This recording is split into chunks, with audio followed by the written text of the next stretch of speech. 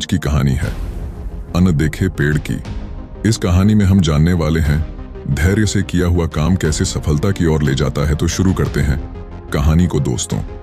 एक छोटे से गांव में जो एक ऊंचे पहाड़ के नीचे बसा हुआ था, एक युवक रहता था जिसका नाम कवि था।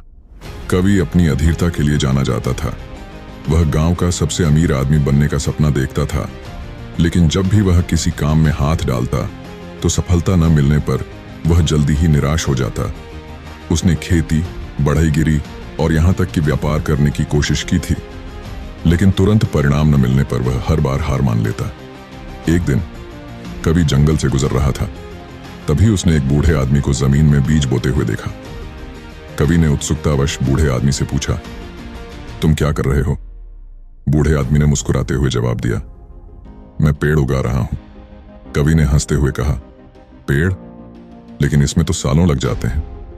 तुम अब बूढ़े हो गए हो, क्या तुम्हें लगता है कि तुम इन पेड़ों को कभी बढ़ते हुए देख पाओगे? बूढ़े आदमी ने शांत भाव से उत्तर दिया, मैंने कई ऐसे बीज बोए हैं जिनके पेड़ मैंने कभी नहीं देखे, लेकिन उन पेड़ों ने दूसरों को छाया और फल दिए। हर काम का परिणाम तुरंत नहीं मिलता, लेकिन इसका मतलब यह नहीं कि वह व्यर्थ है। कवि कुछ पल के लिए चुप हो गया। उसने इस बारे में कभी सोचा नहीं था। वह हमेशा अपने काम का परिणाम जल्द से जल्द देखना चाहता था। बूढ़े आदमी की बातों ने उसे सोचने पर मजबूर कर दिया।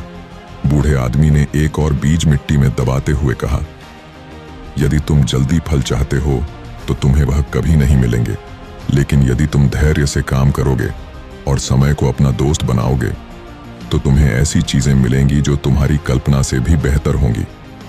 उस रात कवि बूढ़े आदमी की बातों को सोचते हुए घर लौटा। वह उस ज्ञान को समझ गया था जो उसने जीवन भर नहीं सीखा था। अगले दिन उसने अपने खेत में बीज बोए, लेकिन इस बार उसकी उम्मीद तुरंत परिणाम पाने की नहीं थी।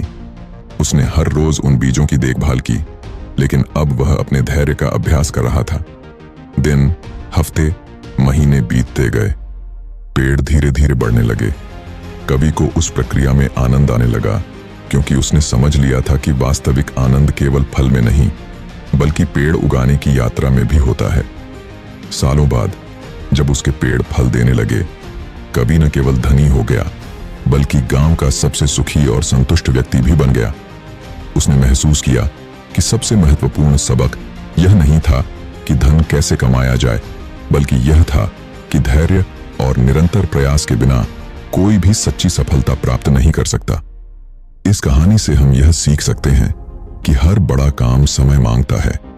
हम अक्सर तुरंत परिणाम की चाह रखते हैं, लेकिन सच्ची सफलता और संतुष्टि धैर्य और निरंतर प्रयास से ही मिलती है। बिना किसी अपेक्षा के मेहनत करो, क्योंकि समय के साथ तुम्हारे प्रयास जरूर रंग लाएंगे।